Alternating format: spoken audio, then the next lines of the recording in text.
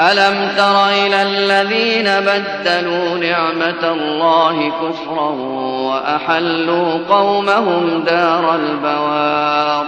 جهنم يصلونها وبئس القرار وجعلوا لله أندادا ليضلوا عن سبيله قل تمتعوا فإن مصيركم إلى النار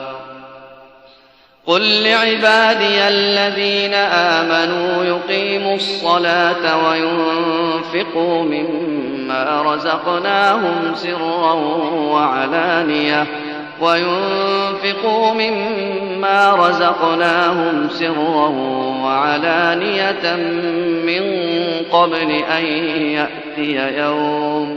من قبل أن يأتي يوم لا بيع فيه ولا خلال الله الذي خلق السماوات والأرض وأنزل من السماء ماء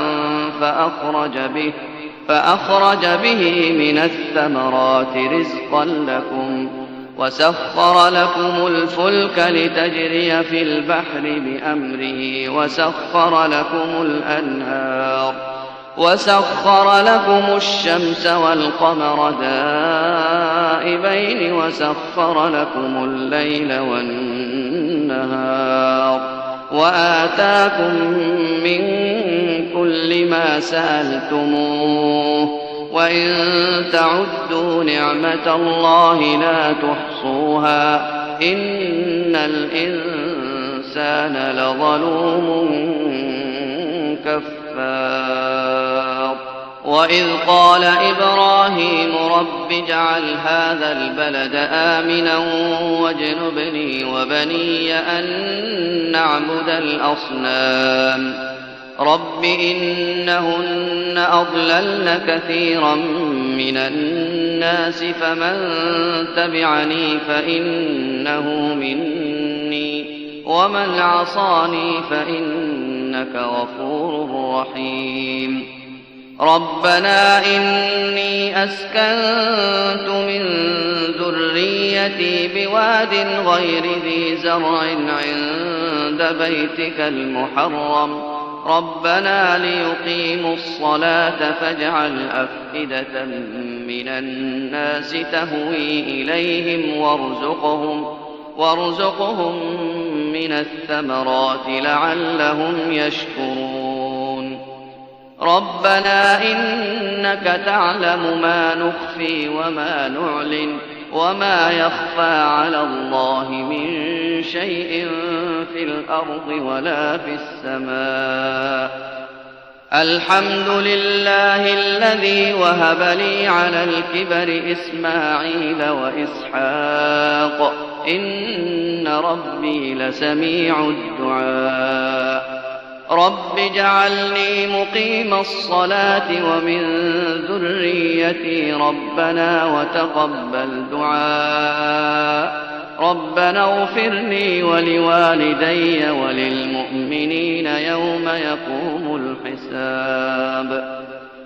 ولا تحسبن الله غافلا عما يعمل الظالمون إنما يؤخرهم ليوم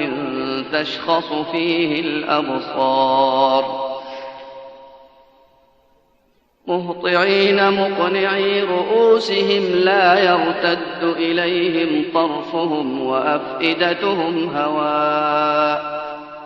وأنذر الناس يوم يأتيهم العذاب فيقول الذين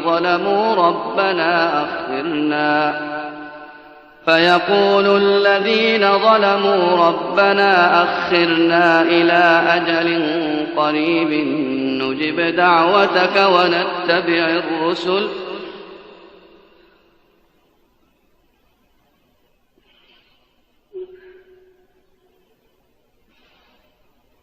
يقول الذين ظلموا ربنا أخرنا إلى أجل قريب نجب دعوتك ونتبع الرسل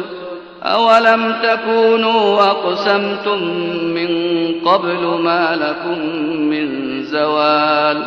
وسكنتم في مساكن الذين ظلموا أنفسهم وتبين لكم كيف فعلنا بهم وضربنا لكم الأمثال وقد مكروا مكرهم وعند الله مكرهم وإن كان مكرهم لتزول منه الجبال فلا تحسبن الله مخلف وعده رسله إن الله عزيز ذو انتقام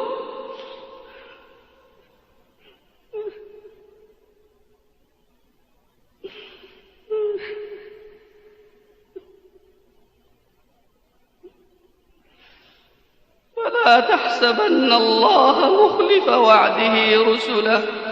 إن الله عزيز ذو انتقام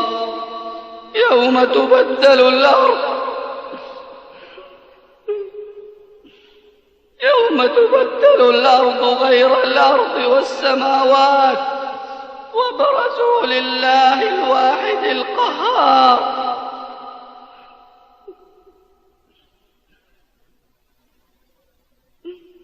وترى المجرمين يومئذ مقرنين في الأصفاد